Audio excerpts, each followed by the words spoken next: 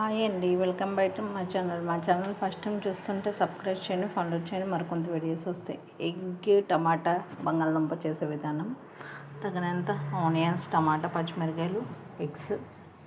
ఇంకా ప్యాన్లో ఆయిల్ వేసుకొని ఆయిల్ ఎటకాక మనం తరిగిన ఉల్లిపాయలు ఉన్నాయి కదండి, ఇంకా వేసుకోవడం.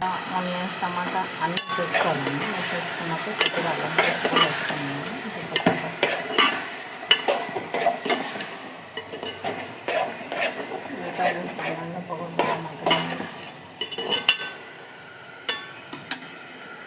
ఆనియన్స్ బంగాళదుంప వేగినాయండి బాగా వేగాక ఇంకా ఈ గుడ్లు ఉడకబెట్టి పెట్టాం కదా, అవి కూడా వేసేసుకోవాలండి.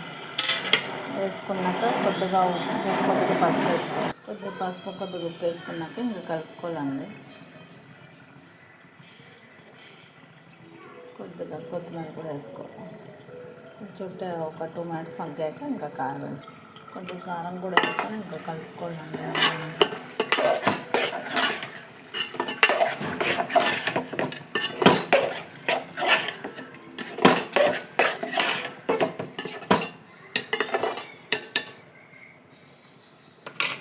మళ్ళీ కొద్దిగా కొత్తిమీర వేసుకొని కొద్దిగా వాటర్ వేసుకొని ఇంకా మొదలు పెట్టుకోవాలండి దగ్గరికి వెళ్ళే వరకు.